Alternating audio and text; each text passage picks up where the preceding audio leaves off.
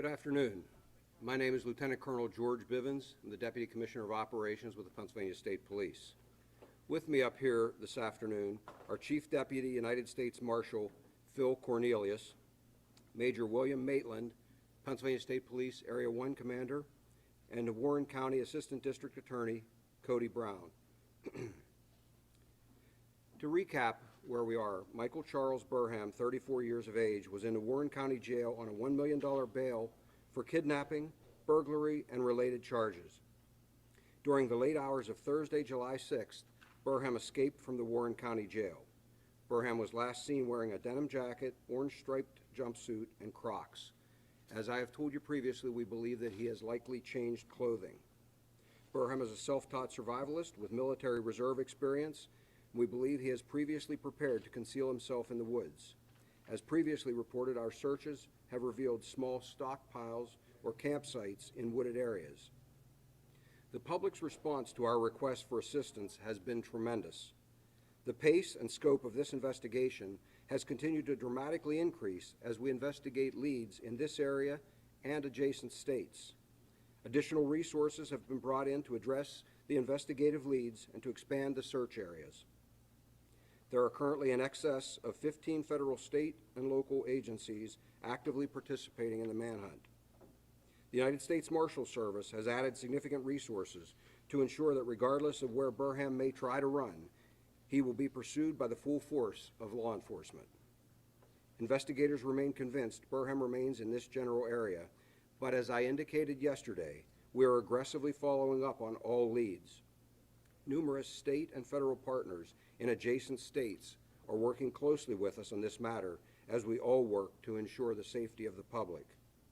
We continue to ask that people nationwide familiarize themselves with the picture of Michael Burham, and please contact us if you believe you may have seen him. Burham is to be considered armed and dangerous, and we ask the public, please do not approach him. Call 911 or the number that I will give you momentarily. Anyone with information is asked to contact Pennsylvania State Police Warren Station at 814-728-3600. A total of $9,500 in cash rewards have been offered by the U.S. Marshals and Warren County Crime Stoppers for information leading to Burham's apprehension. This remains a growing, fluid, and active investigation now involving in excess of 150 state, federal, and local law enforcement officers. The Pennsylvania State Police and our partners are utilizing all appropriate resources, and we are committed to the safety of the residents in the Warren County area and beyond.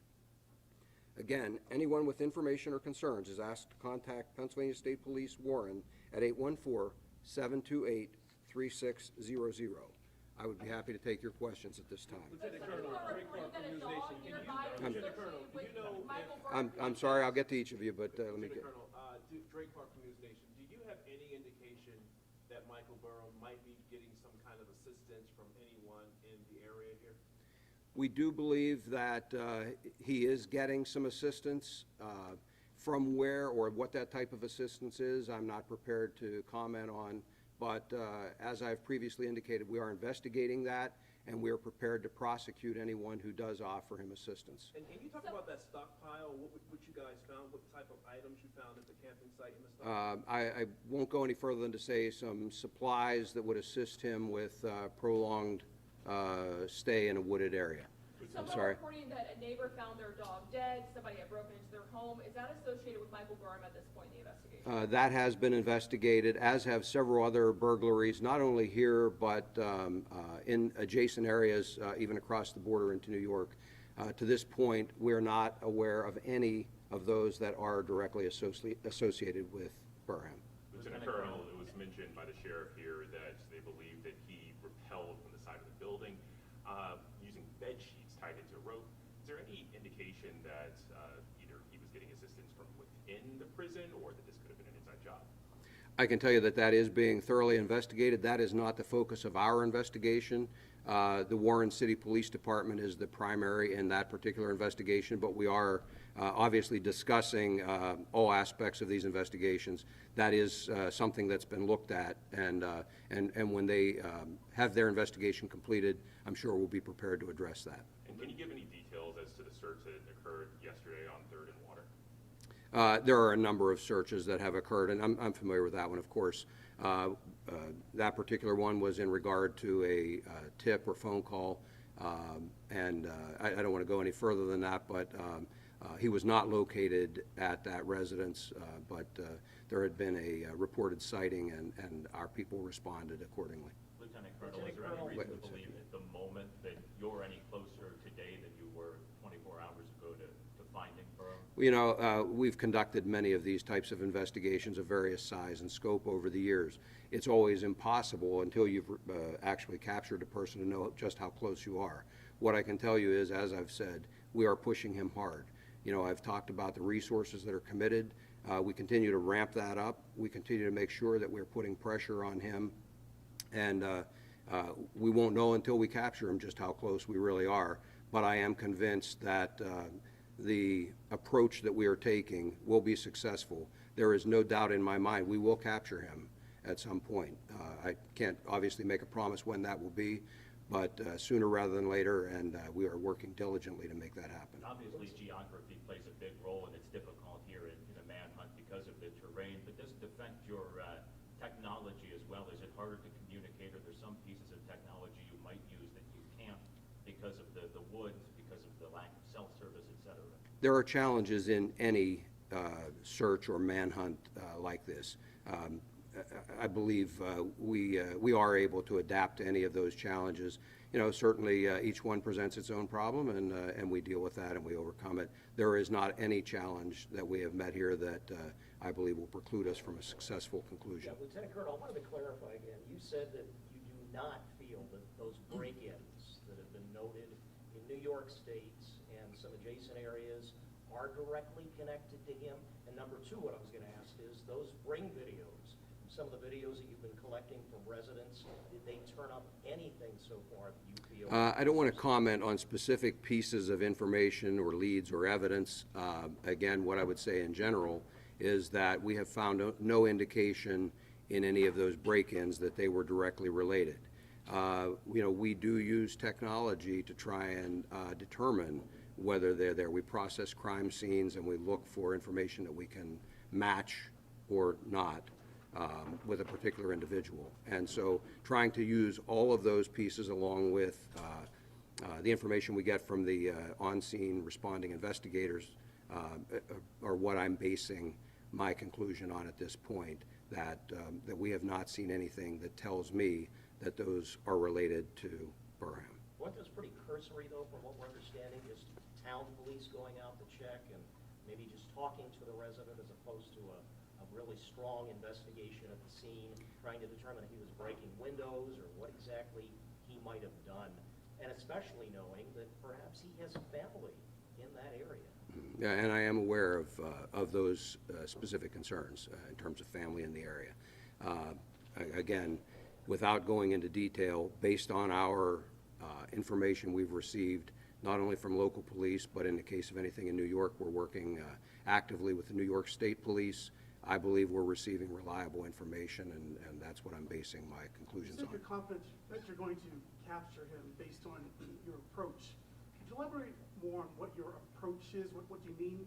What makes you so confident that you're going to eventually capture him? Well, you know, I believe we are putting significant pressure on him. We're actively pushing him in these areas.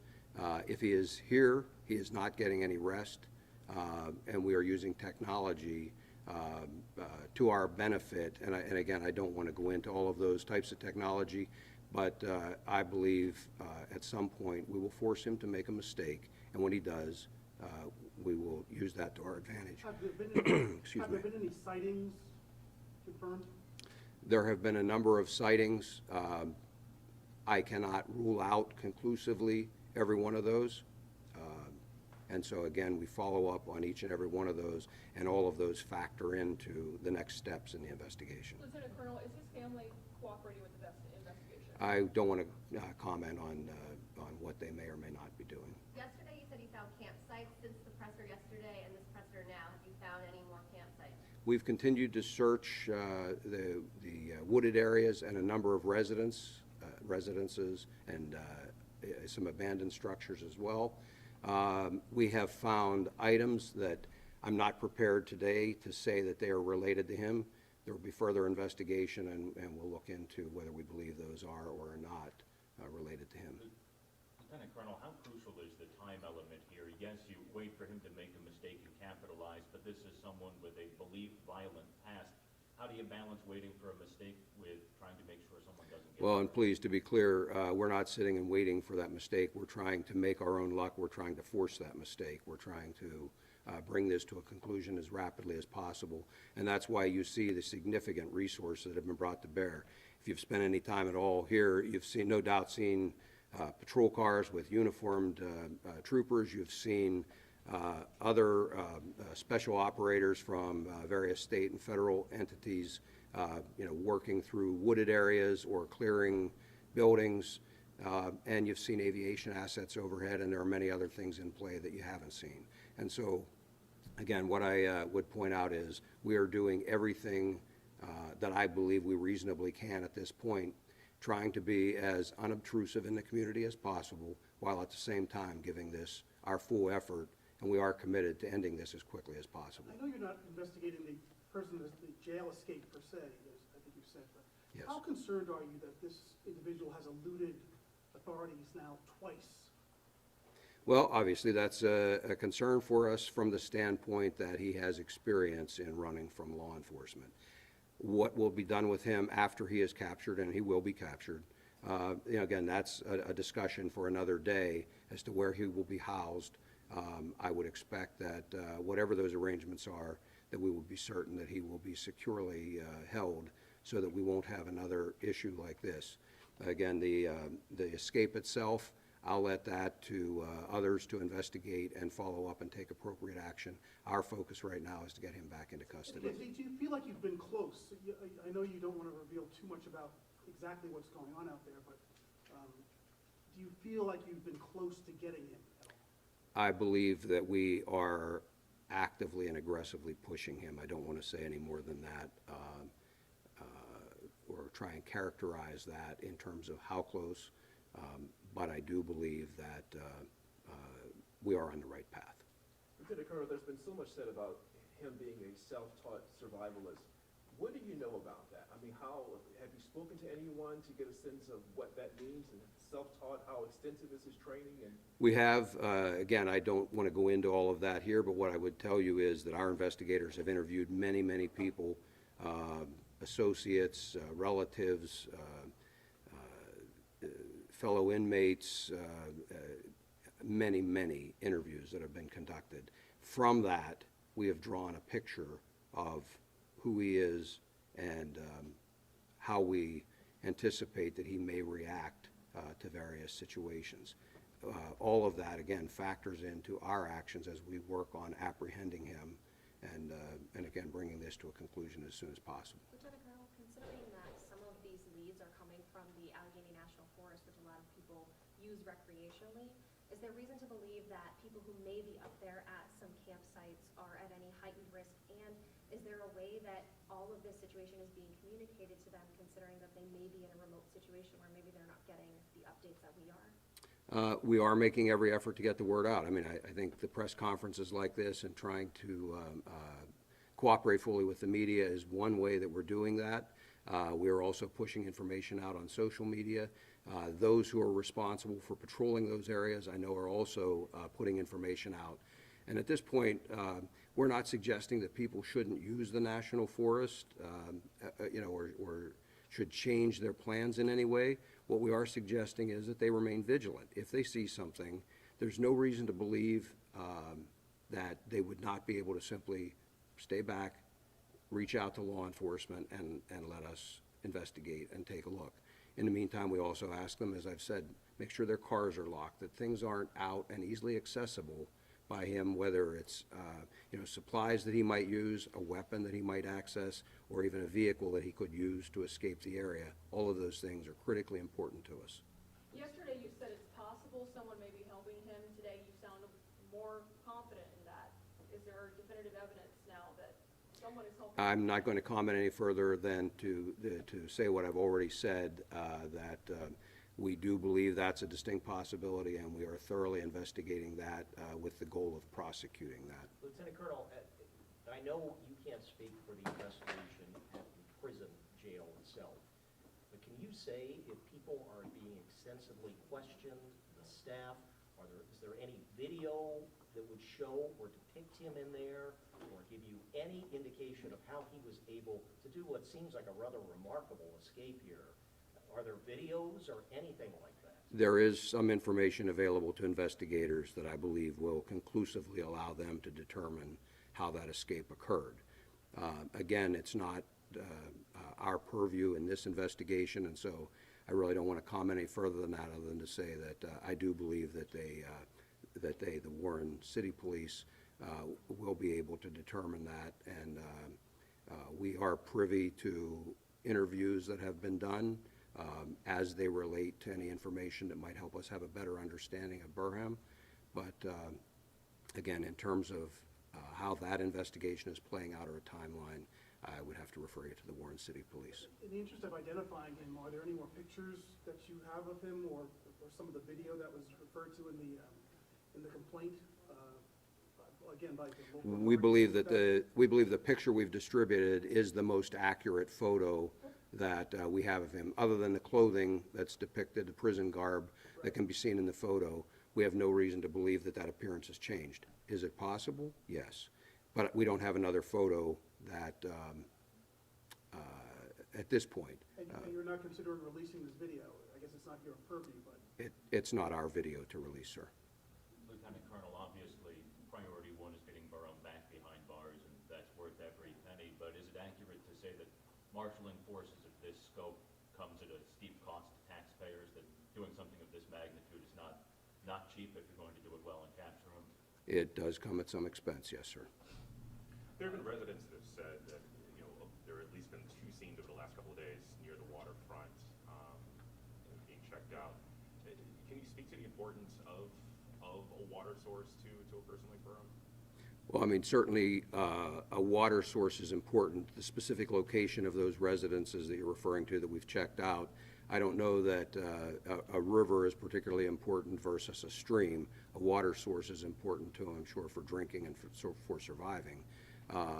But I don't know that there's any particular significance to the fact that those homes were near the river. Are those campsites that you referenced, are they designated to like a small specific area? Are they wider in scope in terms of where? There are items that we have found in a variety, not just in one specific area, but in a variety of places. And again, I don't want to get any more specific than that. I wouldn't want him to know exactly what we have found or not found at this point in time if he is able to access media or information in any way. Lieutenant Colonel, just one last point. You had said yesterday, I believe it's been said all along, consider him armed and dangerous. Yes. Do you have any reason to believe at this point he has gained access to a firearm or any kind of a weapon? I do not have conclusive evidence that he has obtained a firearm. As I have said all along, he is absolutely a dangerous individual based on his past actions. In the past, he has sought and been successful in obtaining a firearm when on the run. I expect that he will have tried the same thing, and so out of an abundance of caution, and I believe common sense, we're advising people to consider him armed and dangerous, as I think it is likely that he is. Are there specific areas of the forest, I know you didn't want to go into details, but are there specific areas that people who are recreationally using the forest should avoid, where there might be places that you guys are intensively searching? No. Again, our searches are driven by various investigative leads or tips or whatever, so there really isn't any way that I could say this part of the forest should be, quote, off limits. We don't have the authority to do that anyway, but I don't believe it's necessary, and it can change at any time. As I've said, we have expanded this search area out significantly, based on that information, and it's subject to change at a moment's notice, depending on, what information we obtain. Quick question for ADA Brown. Would you address from a prosecutorial standpoint what sort of charges could be facing someone who does assist Burham? Some of the charges, or at least the main charge, would be conspiracy to commit the escape. Anyone who helps him or aids him in that escape would be liable for that. And what level do those charges rise? What sort of punishment would await someone if they were found guilty? They are felony charges, so they'd be looking at possibly significant prison time. What exactly are the charges that he is currently facing before the escape? Because I think you said kidnapping and burglary. Yes. What about the other case, the other homicide investigation and? Those are out of New York, and my understanding is he has not been charged in all of those crimes. He's been a suspect in some of those. I wouldn't want to speak for the New York authorities as to what they intend to do with those, but specifically, the reason he was back here in Warren County was for the kidnapping, burglary, and related charges to the incident in May when he abducted and carjacked an elderly couple and went to South Carolina. And the burglary is of what? Their home. So that's not the second, that's not the incident allegedly involving the second woman. Our charges are related specifically to those in Warren County at that residence.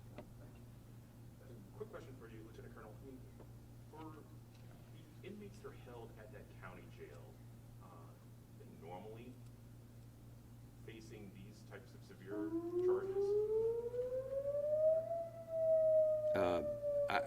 I believe they're held for a variety of reasons there. I mean, typically, a county jail, I'm sorry for the background noise here. Typically, a county jail is the place that an individual is held for a charge anywhere from a relatively minor charge, if they have not been placed on bail, on up through and including homicide, until a case is adjudicated or until they're out on bail. At some point, in more serious cases, they would then be transferred to a state correctional institute or a federal correctional institute, depending on where how the case proceeds. Okay. Well, I thank you all. Thank you for your assistance in getting the word out. And again, we ask the public to please give us a call if there is anything that they have a concern about and would like us to take a look at. Thank you again.